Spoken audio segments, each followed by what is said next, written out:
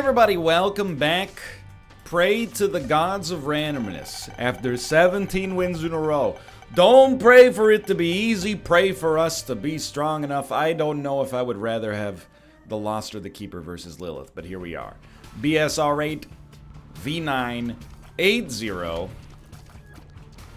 How's life? Good, thanks for asking. It's Wednesday.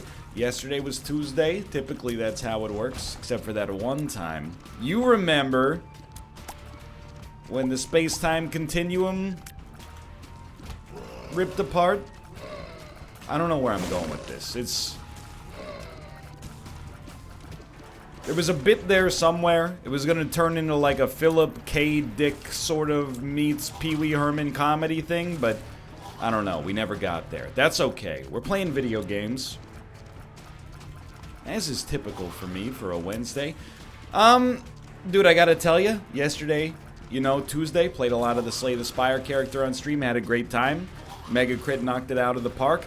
Also played the Civ 6 Battle Royale, and I think, I don't want to be rude. I love Firaxis. I played a lot of Civ 6 this year. I bought the PC version, all the DLC. I bought the, I don't know why I sound like Arnold Schwarzenegger right there, but I bought the Switch version, which has none of the DLC, and played the crap out of it as well while we were traveling, It's like the perfect game for a 9-hour flight. You can get 100 turns into a game, realize you're screwed, and then, when you have to take your return flight, start a new game up and vow not to make the same mistakes, and, inevitably the same thing will happen, but time will fly by. Not to mention, as long as we're talking about Firaxis, dude, I mean, both of the XCOMs that have come out this decade are some of my favorite games of all time. That being said, I'm not sure that Battle Royale, I'm not sure it fits the bill. I'm not sure it scratches the itch that I want my Battle Royales to scratch. And that's okay. But I will say, as I was playing it, I was like, you know what? Maybe you can't apply a Battle Royale formula to everything. And Civ is already kind of a Battle Royale, 6 world leaders spawn, I was gonna say only one can win, which is true. They could all survive, only to be overrun by a Sir Wilfrid Laurier Canadian cultural victory. Regardless, though. I don't know about that. I think that one maybe needs a little bit more work, but, it was a free upgrade, content patch for Civ 6. I give them a lot of credit for trying something new. I don't really think we want to do that one. Tell ya, this floor... Hold on. Did you have something? You didn't. This floor, not really working out the way I would like it to, so far. Lots of battery charges that we can't really leverage. I don't know even... so I obviously want the classic good items from the boss, like a magic... Oh, excuse me, sir. You're the greatest infiltrator of all time. How did you do that? Are you Sacha Baron Cohen in the new Netflix original, The Spy?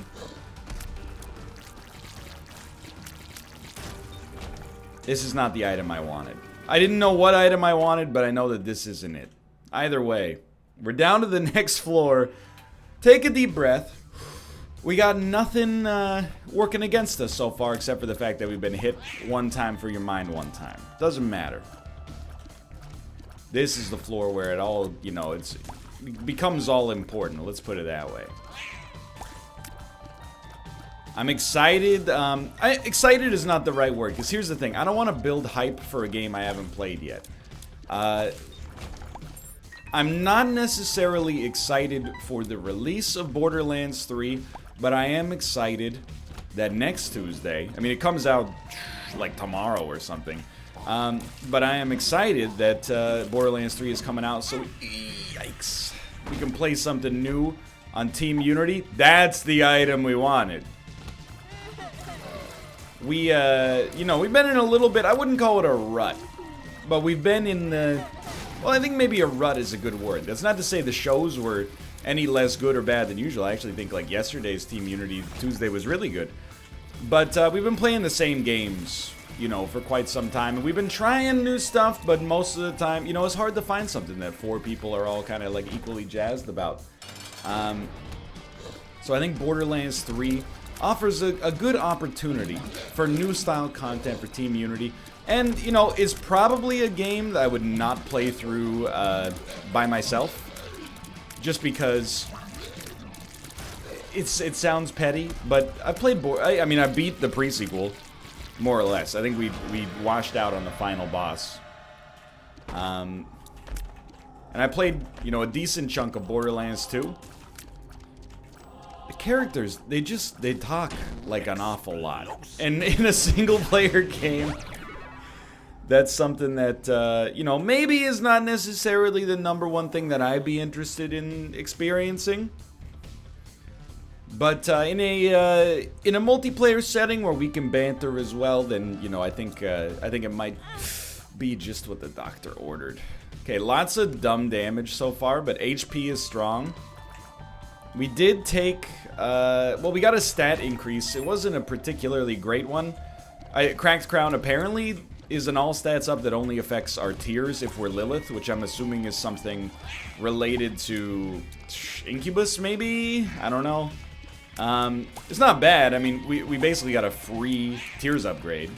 And a decent one. Not just a -1, but a -2. So, you know, I'm in that situation right now where, you know, beggars can't really be choosers. Now, I might also say beggars can't really be classified as beggars when I'm spending a key to get into the shop or to get into the item room in the first place. That's not really begging, you know. I consider that more like I have paid the manufacturer's suggested retail price for something and I'm getting a kind of a crappy deal.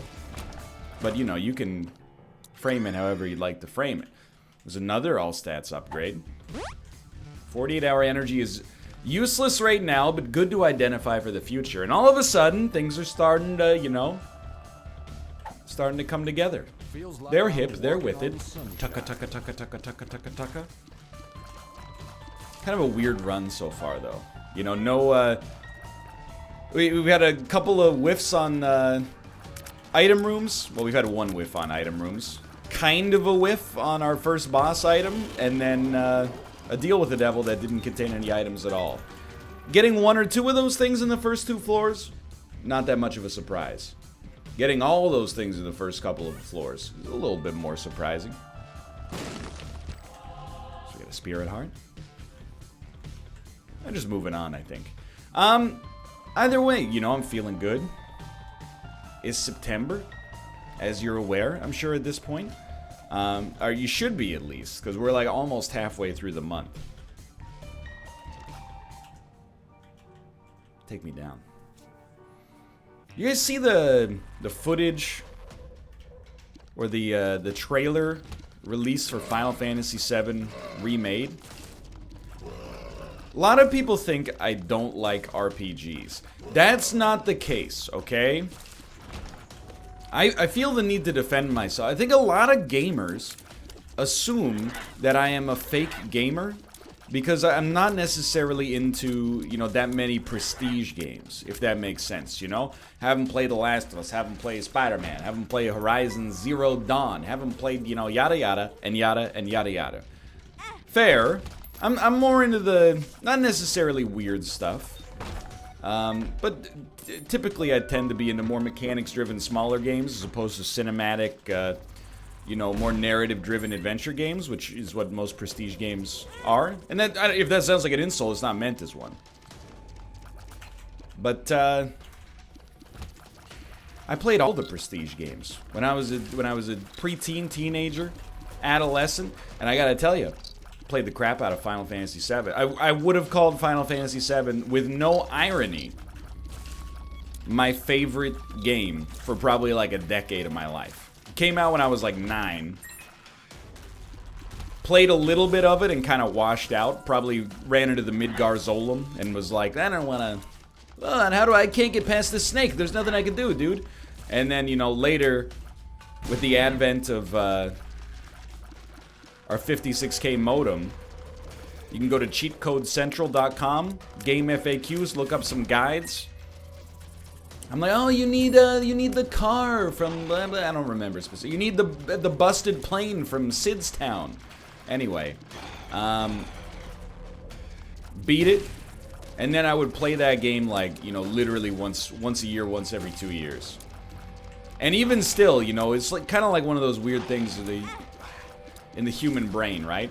Like the story of Final Fantasy VII is, some of it is actually, like, in my opinion at least, bizarrely contemporary, you know? Not bizarrely, but because it's not like it invented the idea of cyberpunk, but obviously CD Projekt Red invented the idea of cyberpunk. But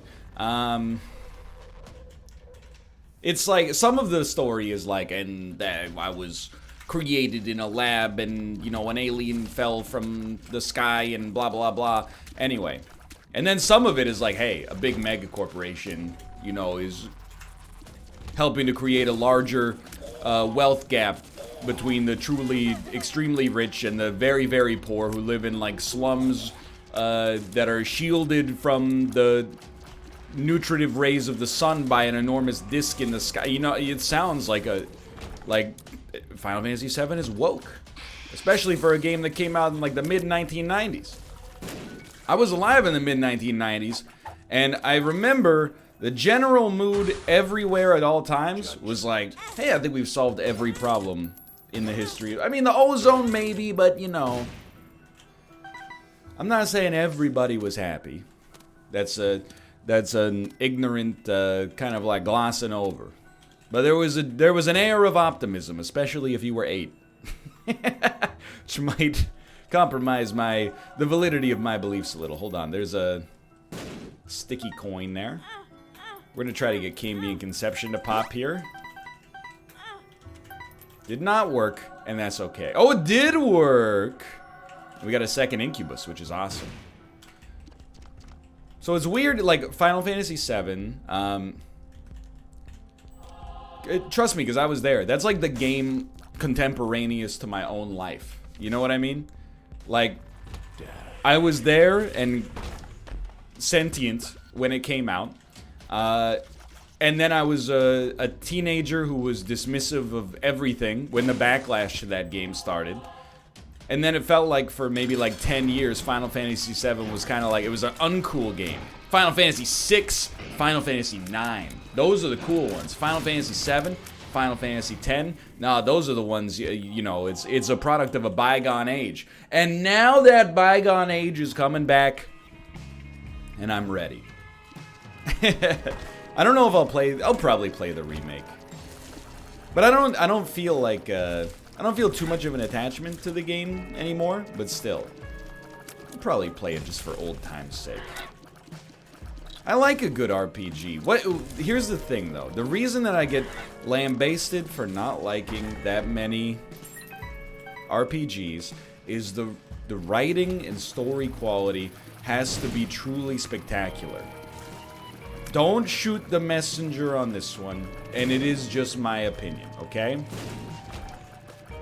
As a 10-year-old, 13-year-old, 16-year-old, you're not as critical of things. Well, you're critical of adults. You're like, Principal Jenkins doesn't know anything. He probably wears socks with sandals. Yeah, maybe he wants to be comfortable and also have some flexibility in case he's going to the beach later. You never know, dude. What was I saying? Oh, but like when because you're kind of like seeing almost every story for like the first time ever, right?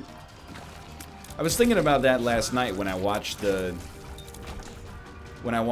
Fanatic, Fred Durst movie, where John Travolta plays a disabled man who is way too into an action star, and it's an insane movie. I would highly recommend it. Is it good? Oh heavens no. But it is remarkable. But I remember being like, you know, there's a point early in the movie where there's this really kind of like noir narrative going on, and this lady's like, I forget, oh that's it, you know, Los Angeles, and they're going to these heavy-handed metaphors about Los Angeles. It's a city that'll take everything from you. Some people, after they, you know, get knocked down, they get back up and become a star. Others break down like an old station wagon. And as that's a verbatim line, at least the last part. And I remember thinking to myself, if I was 15, I would probably not even bat an eye at that. As a 30-year-old who's seen a little bit more, like in life, but also in film, I'm like, the metaphor just... It just is so unnecessarily heavy-handed, you know? What do you mean, like an old station wagon? Like, I get that it sounds a little nicer than, like, an old car. But maybe you don't, you know, couldn't you find something a little bit more fitting to put there than old station wagon? I don't know, maybe I'm the one being pedantic now. But, you know, it just is a metaphor that doesn't make any sense. You know, like in The Simpsons, when Bart and Lisa are talking about adults, and they're like, maybe instead of having trauma be easily wiped away, like this tile floor, they hold on to everything like this mildewy bath mat. That's a good metaphor. Because all of a sudden, you know, you apply, you're like, oh, that's a, you know, maybe for, you know, Homer and Marge Simpson. I get I'm talking about a cartoon here, by the way, but that doesn't take anything away from it. It succeeds on two levels. Because it's, A, funny, but B, also, you're like, yeah, I guess that is what trauma's like, you know? As a kid, you kind of, you know, oftentimes you fall down, you know, scrape your knee, and you get up, and, you know, you've seen, like, a toddler fall down, and the air goes out of the room. Everybody's like, what's the toddler gonna do? And then he gets up, and he goes like, That's what being a kid can be like, you know? Can be like. You get hurt, you get back up, and you're like, that was fun. Sometimes. As an adult, you know, everything that hits you is like, they're like little meteorite strikes. You know, they can leave a permanent mark that affects your structure for the rest of your, you know, celestial existence. Or you can just break down like an old station wagon. It's just like it's written like your English teacher was like, hey, you have to have at least one simile in the essay you give to me. Anyway, what was I talking about? I was talking about, you know, your standards change when you get older. And how it relates to video game stories. I feel like video game writing quality has gotten a lot better. But if you're gonna ask me, nobody's asking me. Let's not get too overdramatic here. If you're gonna ask me to play, you know, a game that might be 20, 30, 40 hours or more, the writing quality has to be absolutely stellar. And I feel like a lot of RPGs come close but don't quite get there. Can I tell you, you know a game that does get there is the one that everybody loves, but I'm gonna say it as well, it's The Witcher 3. That game has a consistent quality, more or less, throughout. It's a great game. Mass Effect 2, another very, very, very good example. Help. Yeah, I should have stood there. And I'll tell you, you might, you know...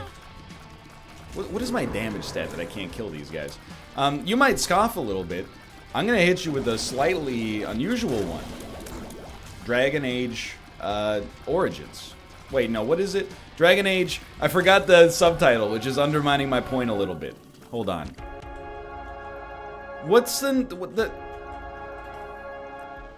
Dragon Age 3. Inquisition! That's it, dude. So I know that there's a lot of anti-BioWare talk, and, you know, the BioWare that existed when I bought Knights of the Old Republic the day it came out for the original Xbox, and then played it through over the course of, like, one very, very amazing week in the summer of 2003. That's right, I told you I played it. You think I don't know who Darth Revan is? You better check yourself. So here's the thing. I don't think we've been to the item room on this floor, but I'm going to keep going because we could get the boss rush on this run, and that's pretty valuable as Lilith. We could even maybe do boss rush. Love it. Reroll it, aka list it. I do like this as well, to be honest. Where was I going with this? Oh, I thought Dragon Age Inquisition. I mean, I finished that game, which is you know, you don't expect maybe me to finish a heavily story-driven RPG off camera. You know, it doesn't seem like the kind of, it doesn't seem to fit the Northernlion brand, but those are bombs, huh? But I did, and I liked it. But sometimes I wash out of RPGs. I just hit, you know, really it's kind of like this is not a controversial opinion these days, especially, you know, as probably my audience gets a little bit older as I get a little bit older. But I really just want a lot of games to be shorter. You know, I respect the use case for an enormous, you know, 80-hour sprawling RPG, or even perhaps a game that you could literally play forever. But when it comes to like games that are story driven, I'm actually like, you know what? What if you just made this 1/3 the length? You know, cut out all the parts where I'm doing detective work trying to figure out who stole Farmer Madison's turnips, and just keep me on the roughly the critical narrative path, you know? I'm resigning myself to the fact that we are not going to make boss rush. Instead, I'm trying to use leech to get some of our HP back, and I'll just take that. And that's not to say that I think 80-hour or 40-hour, you know, 17-hour, 1.5-hour games shouldn't exist. But as an adult, it's a lot harder to get me to play a game. It's one of those things where, you know, when you see a review and you're like, you know, this game is 40 hours of, you know, of narrative-driven goodness. I'm like, dude, my favorite movie of all time, I haven't seen it for 40 hours. You're asking me to do that in a, you know, sight unseen for a video game? I don't know. I've done it before and not been disappointed, but you know, my time has become a little bit more precious to me as I've gotten older. I mean, in that 40 hours, I could instead be folding laundry so my clothes don't look wrinkly on camera. That might be extreme boomer energy, but simultaneously, hey man, someone's got to do the laundry. I don't live with my mom anymore. Hello, Ruka. Welcome. You going to sleep, or are you a crazy boy or a happy boy? Crazy or happy? That sounds like happy to me. He's up. Okay. So we're gonna Emperor right off the bat. I'll tell you, I mean, to be honest with you, I expected this run to be a lot harder than it actually has ended up being. And I ain't complaining. You might be complaining. I ain't complaining.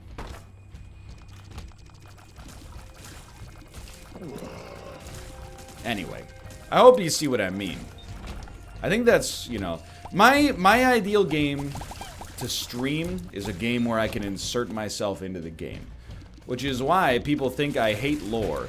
I don't hate lore. I hate lore that is like, that it hasn't earned yet. I don't know how, this is like, if you've been watching the channel for a long time, I apologize. Because I've said this in 50 different places 100 different times.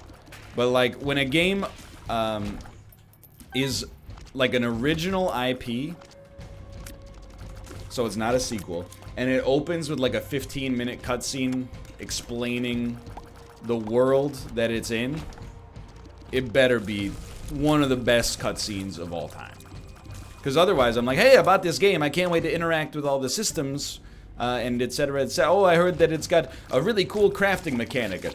The age of the skepsis is upon us. And you know, it's gamer shorthand these days, but that's why I like Dark Souls. Opens with like a 4-minute cutscene that basically just is like, hey, here's the bosses you gotta kill. It's like the opening of Kill Bill. It's like, hey, here's some cool visuals, and also, you gotta, look at you, you're just a little teensy little skeleton. You gotta kill this big old dude made of skeletons. How on earth are you gonna get to that point, you know? Anyway, I don't think I'm preaching to the choir on this one. I know a lot of people really like you know, super story-driven games. I do too, you know. When they're... I think I hold them to a higher standard, is the thing. Which is not necessarily their fault. Divinity, like, I know people think I don't like Divinity because we didn't finish it. We didn't finish it because not a lot of people were watching it. And if not a lot of people are watching it, it becomes hard to, you know, dedicate the remaining 40 hours that are required to finish that game as we, you know, progress into middle age and have other responsibilities. But I was really enjoying that game. Writing quality was superb. I don't know if we should have taken this. It doesn't matter, I guess, but writing quality was superb, and I actually really liked the mechanics, except when Mathis blew me up many times. But that's not the game's fault, as I mentioned many times throughout that series. I'm just messing with you, but also it is true. It's the old adage of the 30-year-old gamer, you know? When you're a kid, lots of time, not a lot of money. When you're an adult, not necessarily a lot of money, but enough money to, you know, be able to purchase a game now and then without having to ask your mom for permission. And, not enough time, which is actually fair, you know? It's extreme boomer energy, I'll admit. But, you know, all things need to be balanced in adult life. For success, not just, like, employment-wise, but I mean, like, mental health, peace of mind, good sleep, you know, exercise, nutrition, blah, blah, blah. There comes a point where I would, you know, rather than spending an extra hour playing even, like, my favorite video game of all time, I would rather just, like, do the dishes so that, you know, my house doesn't smell like old food. You know, that brings me more peace. There's very few games that can bring the same sort of peace of mind as a clean house and, you know, a dresser full of clean and folded laundry. But also, sorry for the voice crack again. It's 8th puberty. I also think I have a weird perspective because I play video games for work, and that gets me in trouble. So I'm like, work's done. Time to, you know, Swiffer the whole apartment. People are like, are you 100 years old? I'm like, well, if your job was Swiffering the apartment, I think when you got home, you would be like, I want to play video games, you know? It's the human brain craves variety, I suppose. Sometimes. I don't know, I've been eating the same lunch for like 2 months. I read an article, actually, about people who eat the same lunch. It was in the Atlantic, which is ironic because of where I live, but it's a slight geography joke. Very, very thinly premised geography joke. But I can't read the Pacific anymore because it's all about bulletproof coffee and kombucha. Wah. I can't afford a house. Wah. A house is $5 million. I live in a garbage can. It costs me $35,000 a year. You know. You just pull yourself up by your bootstraps. It's not that. Just, make $35 million. It's not that hard. Probably. Just become one of the greatest NHL players in the current generation. Okay, we're getting off on something here, but. Yeah, I read an article about people who eat the same lunch every day and have for like decades. And I found myself agreeing quite strongly with the Gen X and boomer energy that was present. One guy was like, I eat a peanut butter sandwich every day at work. I have for 40 years. Everybody makes fun of me all the time. And I think... Nah. I think they make fun of me because they're jealous that I'm happy with this simplicity and they've got to take all this effort to spice up their lives so much. And I was like, you know what? I relate to that on an embarrassing level. People keep making fun of my my chicken tortilla. I mean, I don't have chicken tortilla lunches anymore. Now I use the Instant Pot to make the pork carnitas, and they're delicious. But much more delicious than the cold chicken tortilla, I might add. But either way, people always make fun of my simple lunches. They're like, hey, instead of having a delicious lunch that takes, you know, less than a minute to prepare once you've actually done the cooking, which takes like, you know, less than 10 minutes of active time. Why don't you get a degree in the culinary arts from Le Cordon Bleu? Make a custom cannoli for every meal, and then, you know, yep. I'm telling you, dude, it's envy. I'm not gonna call it jealousy, but it's the same. They're synonyms.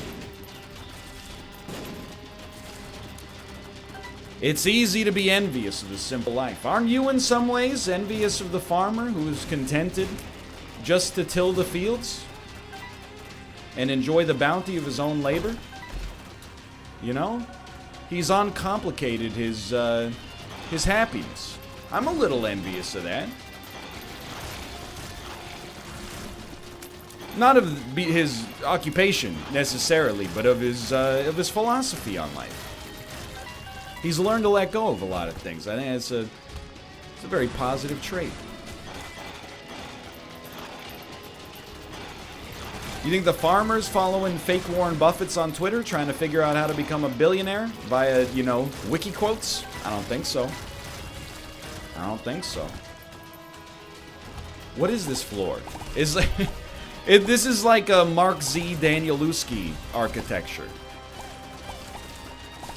It folds in on itself. It changes size. Things are not where they were yesterday. My brother's become lost in the walls.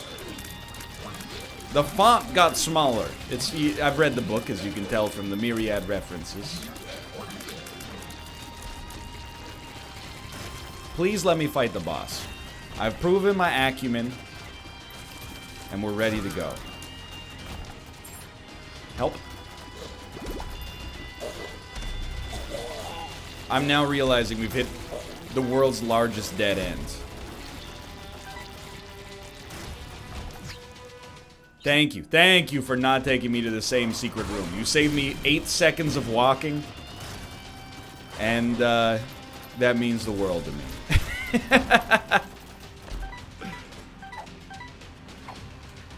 Oh, it was right here the whole... I told you this floor was weird. Like, something went wrong with the algorithm.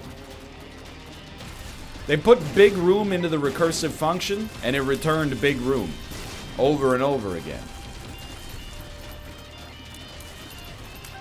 Either way, big room equals less rooms. That's what I've learned from architecture school.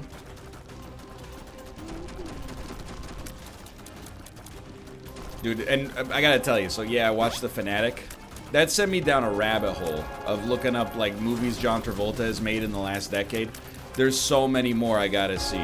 There's one where, I believe John Travolta and Robert De Niro are both in it, and John Travolta is, like, a veteran of the Balkan War, so he has, like, a Eastern European accent and helps Robert De Niro stand his ground or something like that. And I mean exactly what I'm saying. There's one, he's got weird hair in all of them. I Am Wrath, he's got like the same hair he had in 1995, which, come on, man. Nobody's got the same hair they had in 1995. There's a movie where he's got like a long Bangkok Dangerous hair. He plays like a race car driver who's got a rivalry with Michael Madsen. I have to see every single one of these movies. Anyway, for now, thanks for watching. Hope you've enjoyed the episode. If you did, click the like button. It's a great deal. Of course, subscribe if you want to see more in the future. For now, thanks for watching. I will see you next time. See ya!